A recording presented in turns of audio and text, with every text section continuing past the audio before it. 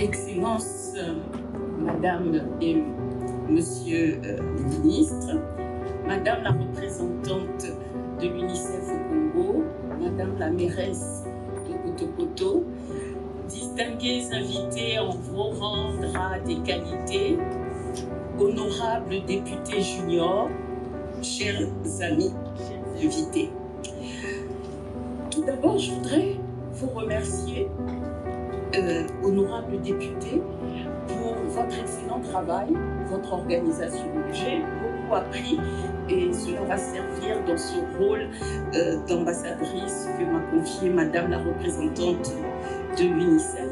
Vous nous avez rappelé au cours de votre plaidoyer et dans le rapport au sujet de vos groupes de travail, vos droits et vos devoirs et les devoirs des parents.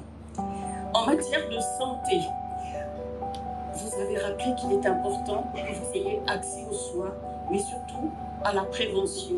Et vous avez salué l'effort sur les vaccins. La protection, vous devez être protégé. Et changement climatique, vous avez rappelé que là, le gouvernement a un effort à faire. Sur la violence, les différentes violences à l'école, au domicile, vous avez rappelé que vous devez être protégé. La vulnérabilité, filles et pas que filles, vulnérabilité aussi face à l'handicap.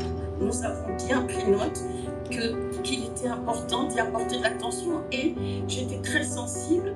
Vous avez rappelé la vulnérabilité aussi des jeunes lorsqu'ils sont en prison, qu'ils doivent avoir un traitement particulier et que là, nos autorités doivent mettre en place les mesures nécessaires pour ne pas exposer les jeunes qui ont fait des fautes, ne pas les exposer à de la violence adulte en milieu carcéral.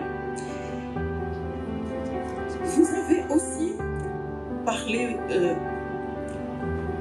de la communication, de vos droits, justice, droits santé, éducation et identité.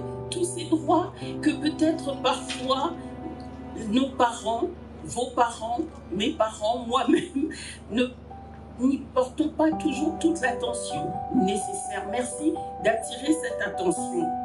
Et puis, alors, c'est très bien tout ce que vous avez dit et vous avez mis les autorités, ceux qui ont des responsabilités, ici pas que les autorités, nous tous, tout le monde, tout parent a une responsabilité, mais avec ce que vous avez dit, qu'allons-nous faire de vos recommandations?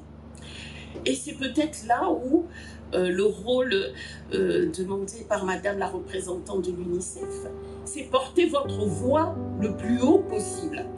Tout ce que vous avez dit aujourd'hui, nous l'avons entendu, il y a des témoins. Donc, vous allez suivre cela, vous allez faire un suivi et évaluation de toutes ces recommandations et modestement, je vais essayer de vous appuyer. Les autorités ont entendu et donc, nous allons suivre ensemble, si possible, vous rencontrer pour pouvoir porter, faire avancer ces différents points que vous avez mentionnés. La communication, le Parlement des enfants a des difficultés pour porter sa voix au-delà des écoles. Je vois que dans la salle, il y a M. Chris Moko du Conseil consultatif de la jeunesse. Peut-être que vous pourriez bénéficier de ces conseils pour pouvoir porter cette voix en dehors des écoles et un petit peu partout. Donc, je pense que dans la salle, chacun de nous, à la place où nous sommes, pouvons améliorer vos droits pour que vous puissiez effectivement vivre dans le monde que vous voulez vous épanouir. Vous avez utilisé ce mot.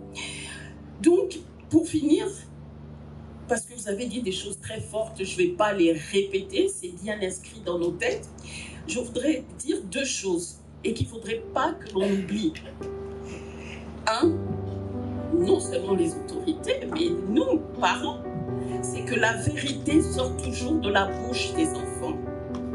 Donc ceux qui nous disent, ils voient tout ce qui se passe et ils nous en font la remarque. Donc ne l'oublions pas. Et deuxièmement, chaque enfant est précieux. Alors, chaque enfant doit être protégé, éduqué, mais pas que ça. Il doit être tout simplement aimé.